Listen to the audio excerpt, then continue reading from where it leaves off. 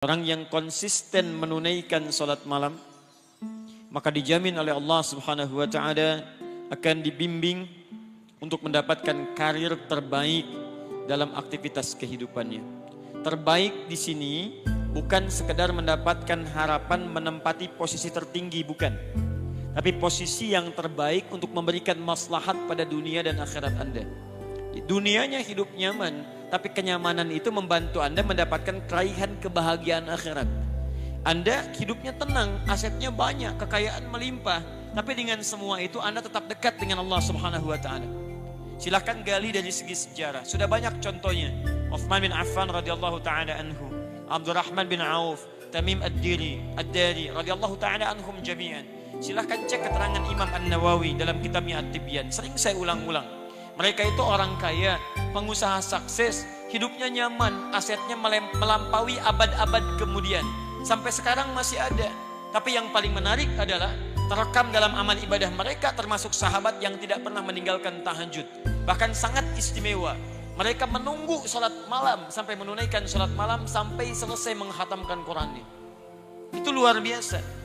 Kenapa bangun malam? Karena ada motivasi. Apa motivasinya? Kebahagiaan yang dititipkan oleh Allah kepada mereka dalam kehidupan dunia dan akhiratnya. Di dunianya sukses, akhiratnya pun tidak ditinggalkan. Baik, 2. Wa qur rabbi adkhilni mudkhala sidq. Dan katakan Muhammad sallallahu alaihi wasallam, Rabbi adkhilni mudkhala sidq. Ya Allah, bimbing hamba untuk mengawali aktivitas hamba.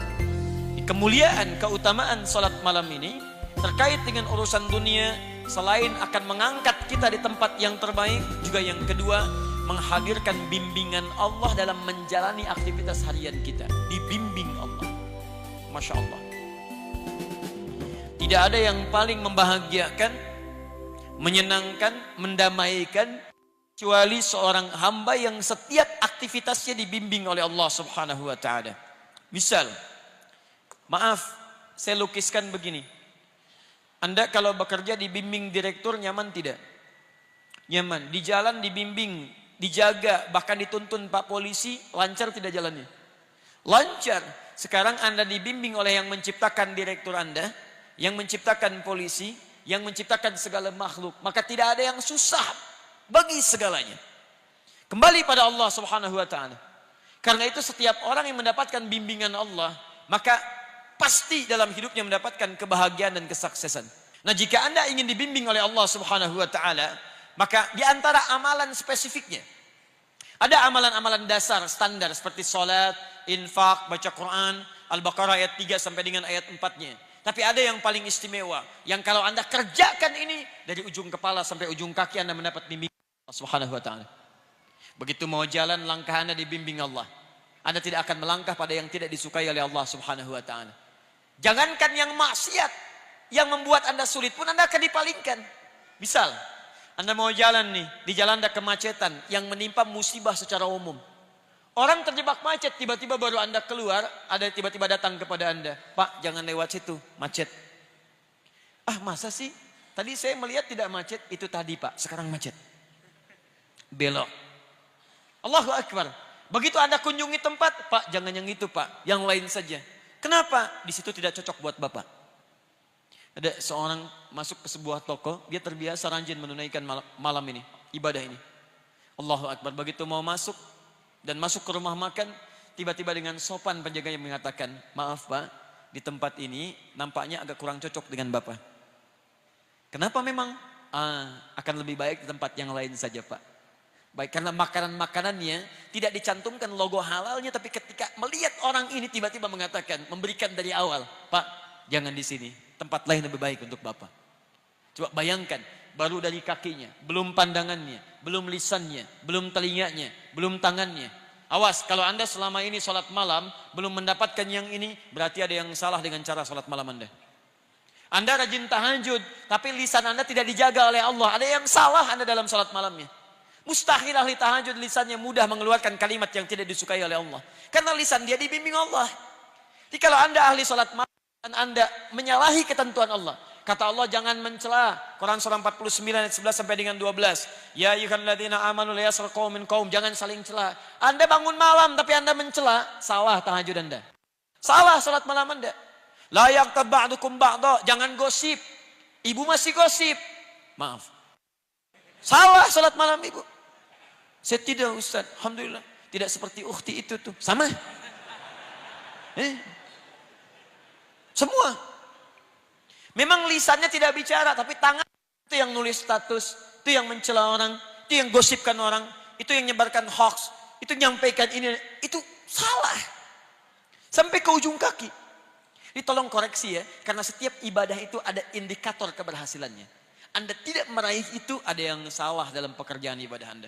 Semua ibadah. Bahkan jangankan sholat malam, sholat standar saja. Yang 5 waktu, ukurannya salah satunya. Quran surah 29 ayat 45. Inna sholata tanha anil fahsya. Jadi kalau Anda benar sholatnya, fahsya hilang, mungkar itu terbuang. Fahsya, keburukan yang nampak, datang lewat syahwat. Pornografi, porno aksi, LGBT, itu fahsya. Di mustahil ada orang sholat mengerjakan perbuatan tadi. Dia tidak mengerjakan, tapi membela pelakunya, salah juga. Orang mengerjakan sunnah, dicela-cela. Orang kemudian mengerjakan perbuatan fahsya, dibela-bela. Ada yang salah dalam sholat dia. Jangankan sholat malam, yang standar aja, dia masih di bawah standar. Sama dengan ban, bawah standar. Salah. Mungkar perbuatan yang diingkari oleh hati. Mencuri itu mungkar, bohong itu mungkar, korupsi mungkar. Maaf, membunuh mungkar. Luar biasa mungkarnya. Saya anjurkan tolong, ya, jangan berbuat kerusakan di muka bumi. Apalagi pembunuhan terhadap orang beriman, itu sangat berbahaya. Itu saya ingatkan ya, hati-hati betul. Sekarang nampaknya mudah menghilangkan nyawa orang lain. Apalagi orang-orang yang sangat dekat dengan Allah Subhanahu wa taala. Jangankan level alim, ulama, ustaz, Anda level orang beriman biasa saja, taruhan Anda neraka jahanam tidak keluar dari situ. Quran surah 4 An-Nisa. Perhatikan, hati-hati, awas. Sampai dengan ayat 92-nya, paling kanan di pertengahan. Awas, hati-hati, hati-hati. Lihat baik-baik. Ada ancaman dari Quran. Wa may yaqtul mu'minan muta'ammida. Jika ada seorang merencanakan pembunuhan pada satu orang beriman, fajaza'uhu jahannam, maka ancaman bagi orang itu neraka jahannam. Awas, khalidan fiha, kekal di dalamnya, tidak akan keluar. Wa ghadiballahu alaihi, dan Allah murka kepadanya.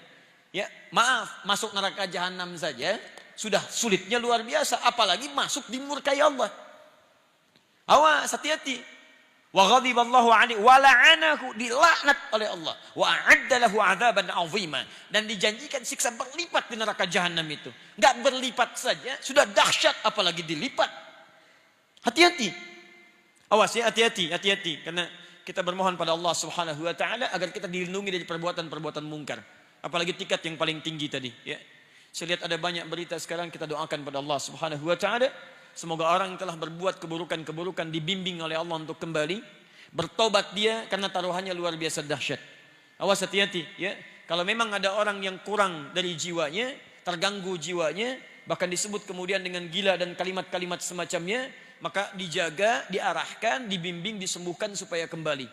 Ya, tapi hati-hati. Resiko terbesar untuk menyakiti orang lain sampai kehilangan nyawa adalah sesuatu yang sangat dahsyat. Dulu waktu kejadian di bom Tamrin, saya ke Lampung, kemudian ditanya, Ustaz, apakah bom di jalan Tamrin termasuk jihad fisabilillah? Saya katakan jihad fisabilillah itu jihad di jalan Allah, bukan di jalan Tamrin. Ya, ya. Tolong dijaga ya, orang-orang kurang sehat sekarang banyak, dan agak anehnya kok yang dicari para ulama, para ustadz dan sebagainya. Wa akhrijni mukhrajal sidqin.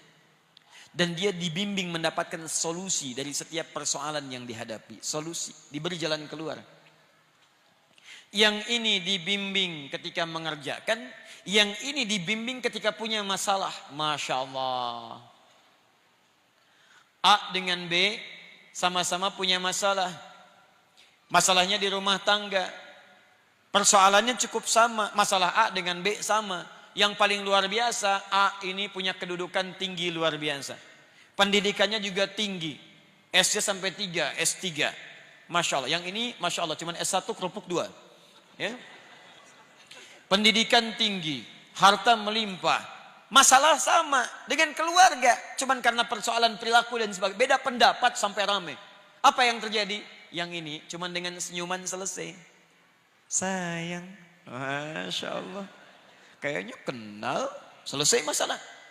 Kenapa? Oh, Masya Allah. Mau kemana Pak? Mau ke hatimu. Oh, Masya Allah, selesai masalah. Yang ini, wah Masya Allah, nyapa susah. Kayak gak kenal. Padahal tiap hari itu yang dilihat, ke kamar itu yang dilihat, keluar itu yang gak selesai-selesai. Yang ini, rumah tangga tenang, keluar tenang, di kantor tenang, hatinya lapang, ke rumah makan tenang. Teh Mbak, Masya Allah. Pakai gula, gak usah terlalu manis, yang penting setia. Oh, luar biasa. Enak. Ayo bikin status. Kayaknya besok pagi ada yang praktek di rumah itu. Jadi teman-teman sekalian, jadi orang-orang yang dekat dengan Allah, dia merajut hubungan dengan Allah Subhanahu wa taala, maka Allah akan jaga dalam setiap persoalan hidupnya. Di kantor dia nyaman, di kampus dia tenang. Ada orang yang besok ujian luar biasa sibuknya. Masya Allah. Bahkan disebut luar biasa ada kalimat minggu tenang. Padahal tidak tenang pada saat itu. Belajar sana, belajar sini. Tenang di mana? Pikir sana, pikir sini. Tapi sebagian orang ada yang santai saja. Orang ke kelas, dia ke masjid. Dia baca, dia juga baca. Dia bangun malam harinya. Esoknya tenang dia hadapi. Luar biasa. 4. Waj'alni min ladunka sultanan nasira. Ini yang dahsyat. Ini yang dahsyat. 4. Allah akan lindungi dia langsung dari pihak-pihak yang ingin mencelakainya. Dilindungi oleh Allah. Diberikan perlindungan. Bisa beda-beda caranya nanti, ya. Bisa beda-beda lain-lain caranya. Teman-teman sekalian, saya berikan contoh yang paling dahsyat. Ayat ini diantaranya turun memberikan keterangan saat Nabi SAW dikepung oleh banyak pemuda. Ada yang menyebut 100 pemuda dengan kebiasaan yang khusus. Kalau kita pasukan khusus ya, dengan pedang terhunus luar biasa. Dikepung satu rumah. Di dalamnya direncanakan 3 orang. 1, Nabi SAW. 2, teman setia beliau, seangkatan dengan beliau, sedekat usia dengan beliau, Abu Bakar As-Siddiq, sehidup dengan beliau, semati di samping beliau kuburnya, sesurga dengan beliau. Mertua beliau orang yang sangat mulia dan sangat disayangi oleh Nabi sallallahu alaihi wasallam. Dipilih oleh beliau untuk menemani hijrah, sehidup, sehijrah, sekubur bersamaan di sampingnya dan sesurga dengan beliau. Abu Bakar As-Siddiq. Sangat keterlaluan kalau ada orang-orang yang mencela Abu Bakar As-Siddiq. Ya, dia tidak hidup bersama Nabi. Tidak menemani Nabi saat hijrah ke Madinah. Dikubur tidak di samping Nabi. Surga belum jelas. Jangankan dengan Nabi, masuk surga aja belum tentu jelas. Berani mencela seseorang yang jadi mertua Nabi, kerabat Nabi, hidup bersama Nabi, hijrah dengan Nabi, wafat kuburnya di samping Nabi, dijamin surga lewat lisan Nabi. Anda siapa? Tayyib. Yang ketiga, seorang pemuda, brilian, genius. Menantu Nabi, 1 mertua, 2 menantu.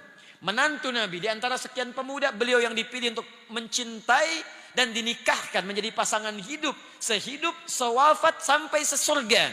Bersama putri terkasih Nabi, Sayyidah Fatimah radhiyallahu ta'ala anha. Dari Jarul ini adalah keturunan zuriyah Nabi sampai dengan sekarang.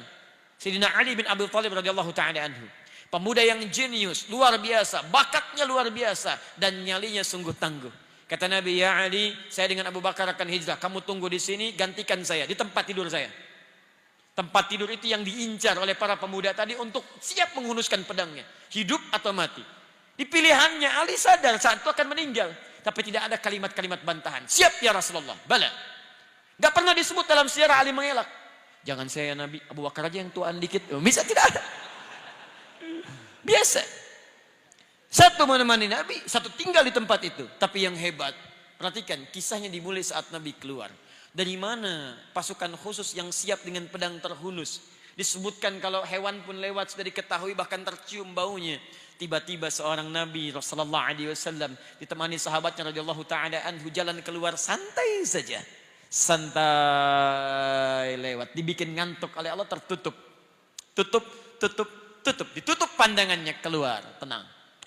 Para ulama turun ayat ini memberikan jaminan kepada Nabi. Perhatikan, siapa di antara manusia yang bangun malamnya melebihi Nabi SAW?